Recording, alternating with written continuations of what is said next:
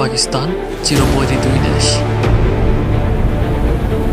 পেহেলগামের সন্ত্রাসী হামলা নিয়ে দুই দেশের পরিস্থিতি চরমে। এমন পরিস্থিতিতে দুই দেশই পাল্টাপাল্টি পদক্ষেপ নিয়েছে। ভারত সরকার এই হামলার জন্য সরাসরি পাকিস্তানকে দায়ী করেছে। প্রধানমন্ত্রী নরেন্দ্র মোদী সেনাবাহিনীকে সম্পূর্ণ অপারেশনাল স্বাধীনতা দিয়েছেন।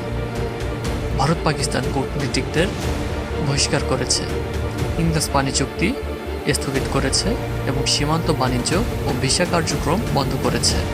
অন্যদিকে পাকিস্তান এই অভিযোগ সম্পূর্ণ অস্বীকার করেছে এবং ভারতের বিরুদ্ধে সম্ভাব্য সামরিক হামলার প্রস্তুতির অভিযোগ তুলেছে। পাকিস্তান তার আকাশসীমা বন্ধ করেছে, কূটনৈতিক সম্পর্ক হ্রাস করেছে এবং সম্প্রতি আনতালি ব্যালিস্টিক ক্ষেপণাস্ত্রের পরীক্ষা চালিয়েছে, যা ভারতের প্রতি একটি কৌশলগত বার্তা হিসেবে দেখা হচ্ছে। বর্তমান পরিস্থিতি ও যুদ্ধের সম্ভাবনা। সীমান্তে প্রতিদিনই সংঘর্ষের ঘটনা ঘটছে এবং উভয় পক্ষই কূটনৈতিক সম্পর্ক হ্রাস করেছে। ইন্দাস পানি চুক্তির স্থগিতাদেশ পাকিস্তানের জন্য একটি বড় হুমকি, কারণ এটি তাদের পানি সরবরাহ প্রভাবিত করতে পারে। বিশ্লেষকরা বলছেন, যদিও পূর্ণাঙ্গ যুদ্ধের সম্ভাবনা কম, তবে সীমান্তে সীমিত সরকার সামরিক সংঘর্ষ ও ওয়াটার ওয়ার এর সম্ভাবনা উড়িয়ে দেওয়া যায় না। তবে অনেকে মনে করেন এটি থেকে শাহবাজ সরকার এবং মোদী সরকার দুজনই ফায়দা লুটতে চাইছেন। দুজনই তার নিজ দেশের জনগণের মতামতকে প্রভাবিত করতে চাইছেন নিজের দিকে।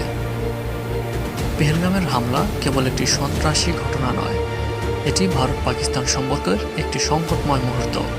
দুই দেশের মধ্যে উত্তেজনা বৃদ্ধি পেয়েছে এবং যুদ্ধের সম্ভাবনা নিয়ে উদ্বিগ্ন বাড়ছে। কোন পরিস্থিতিতে বাংলাদেশ কী করবে? বাংলাদেশের জন্য এই পরিস্থিতি একটি কূটনৈতিক চ্যালেঞ্জও বটে, কারণ ভারসাম্য রক্ষা করতে হবে ভারত ও পাকিস্তান দুই প্রতিবেশীর সঙ্গেই।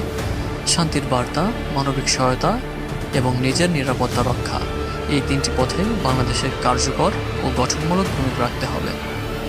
আপনি এই পরিস্থিতি সম্পর্কে কী ভাবছেন? আপনার মতামত কমেন্টে জানান।